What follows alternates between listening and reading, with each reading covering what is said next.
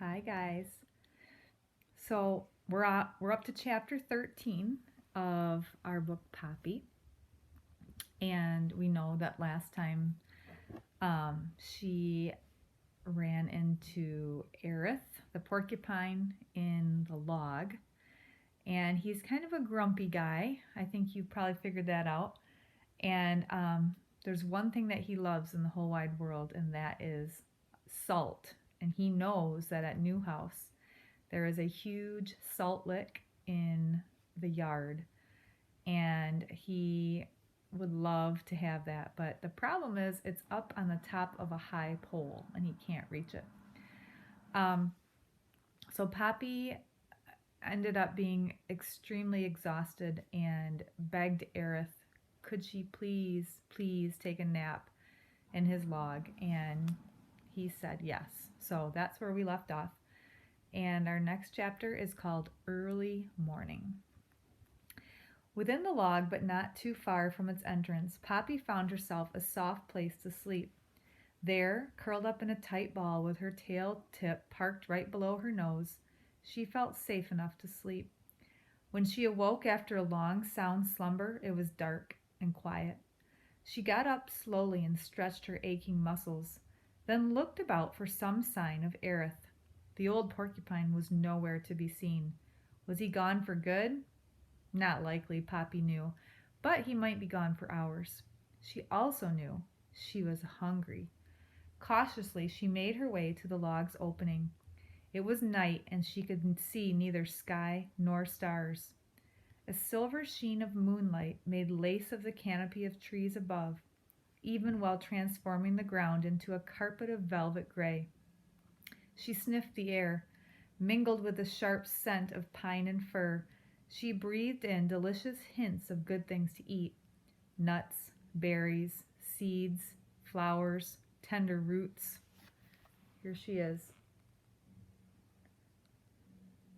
She's safe inside the log, but looking out into the forest. No sign of Aerith. There were sounds, too: the creak and groan of trees, the sudden shrill cries of animals, the occasional fuzz-buzz of passing bugs. Poppy could only feel astonishment. This was not Dimwood the forbidding forest. This was Dimwood the beautiful, a luxuriant world that teemed with life, a universe that held more than she had ever seen or dreamed of, a paradise that filled her with an almost aching desire to dance through it and see more. Trembling with excitement, Poppy was about to take a step away from the log when she decided to look up. On the gray, lifeless tree with a hole on its side, just an acorn toss from where she was, perched a brooding owl. The moment she saw the owl, Poppy darted back into the safety of the log. There she stayed with her heart thudding. Had the owl seen her? She didn't think so. Could it, in fact, possibly be Mr. Okax? If it was, how could he have tracked her? No, perhaps it was another owl, but she had to know. In any case, her elation was gone. The forest was not to be for her. She sighed at the fright she was feeling. Poppy tried to calm herself. First, she pondered over her discovery that Mr. Okax had lied about porcupines. At least she did not have to be frightened about them. In spite of herself, she giggled when she thought about Aerith.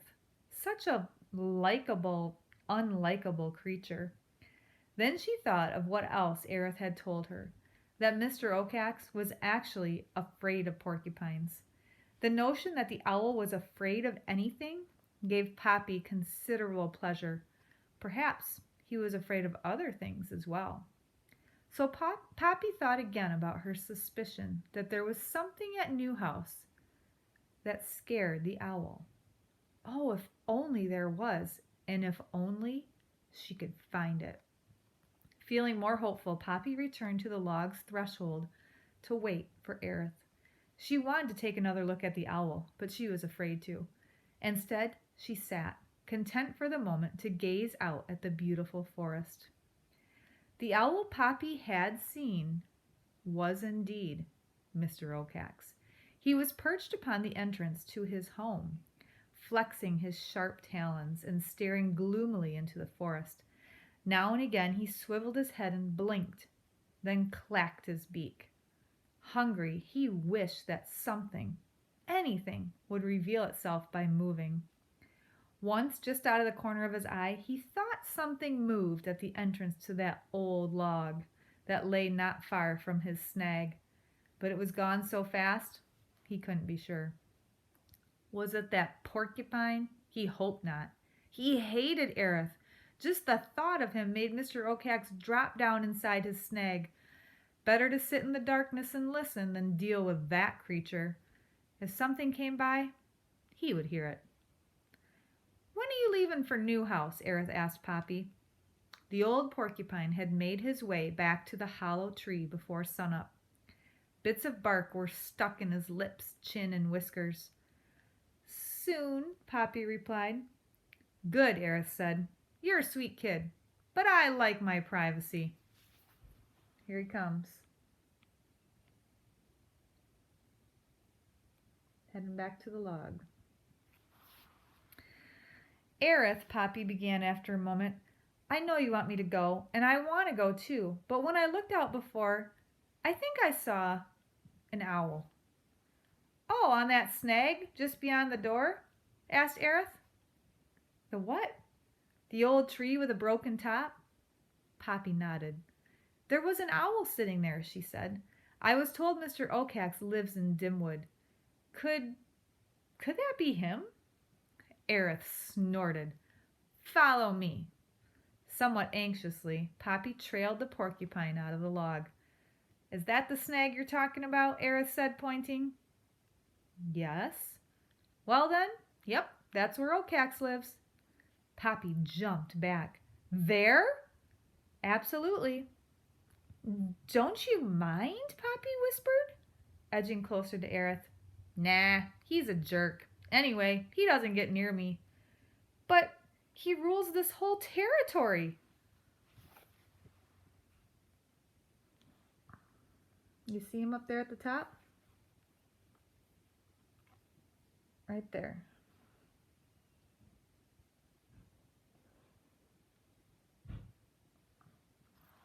"But he rules this whole territory." "Him? Rule? Ha! Maggot milk." But it's true."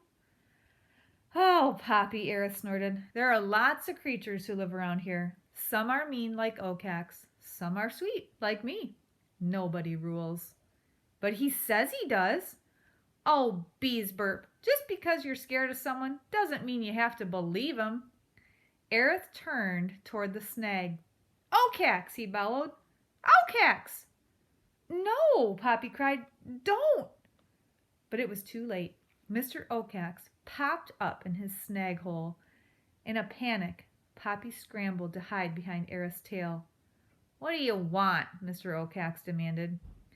"I got a mouse here by the name of Poppy who says you've been calling yourself ruler of Dimwood Forest. That true?" Instead of answering, Mr. Oakhacks shifted his head, trying to catch a glimpse of Poppy. When he saw her timidly peeking from behind Aerith's tail, he jutted his head forward, opened his eyes wide, and hissed. Aerith laughed. "Ha! She also told me you said porcupines eat mice, that you protect them from me. Oakhacks, do you believe that garbage, or do you just like the way it tastes in your mouth when you say it?" Suddenly, Mr. Oakhacks' eyes narrowed. "Where'd you get that earring, girl?" he shrieked at Poppy. "That's something I ate?" Poppy became so frightened she began to back up. "What I eat is mine, girl. Mine!" Mr. Oakhacks screamed. "Listen here, Oakhacks," Aerith snapped. "This mouse has as much right as you do to go and do what she wants. I don't want you messing with her." But Mr. Oakhacks, ignoring Aerith, only cried, "Poppy, you listen to me. I don't know what you're doing here, but you might as well know the only way you'll ever get back to Grey House is when I dump your dead body on your father's front porch." And with that, he clacked his beak and dropped down inside the tree. Alarmed and furious, Poppy ran forward and began beating her clenched paws on Aerith's nose. "You lummox!" she cried. "You lump! You rattling pincushion!" The porcupine only grinned. "Why did you tell him about me? Didn't you hear what he said? He's going to kill me." "Ah, he's nothing but feathers. He doesn't bother me." "But you've got quills," Poppy protested. "Ah, jealousy don't become you, girl." "Aerith," Poppy said, "I have to get to Newhouse. It's a matter of keeping my family alive." "You're pretty small to be a heroine." Poppy looked down at her toes. "That's not the only reason I'm going." "Oh?" "It's also because of Ragweed." "Who?" "Ragweed. He was my friend. See, he wanted to ask me to marry him on top of Bannock Hill. He said it was the most romantic spot around. And I did want to marry him, so I said I'd go, but only after asking permission from Mr. Ocax. That's the rule.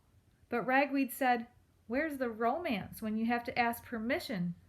So we went without asking. And when we got to the top, he did ask me to marry him. But before I could answer, Mr. Ocax killed him. Then later the owl said it was because Ragweed and I went to the hill without permission that my family couldn't move to Newhouse. When they heard that, a lot of them, most of them, blamed me. So you see, I'm going to Newhouse to prove our being on the hill has nothing to do with Mr. Ocax's refusal. Because if I don't prove it, my family can't go to Newhouse and we'll be ruined. I'll be ruined. So I have to go. Only now that you've told Mr. Ocax I'm here, he'll follow me and keep me from finding the truth. So, you've got to come with me." Aerith shook his head. "Sorry, kid. This is your business, not mine. Anyway, I need to get some sleep." Yawning, Aerith turned and began to move toward the log. "Aerith," Poppy cried out, "if you get me to Newhouse, I'll get that salt for you." Aerith stopped short and spun around. The salt lick? From Newhouse? The whole thing? You would? Really? Poppy placed a paw over her heart. "I swear." "Well, now you're talking, girl," Aerith grinned. "Let's move it." And without a moment's hesitation, he began to lumber through the woods. Poppy took one look at the snag in the dawn light, then ran after the porcupine. The two of them had barely gone when Mr. Ocax popped out of his hole. Having heard the entire conversation, he wasn't sure which he felt more, fury or fear. But he did know he had to stop Poppy, so he launched himself into the air.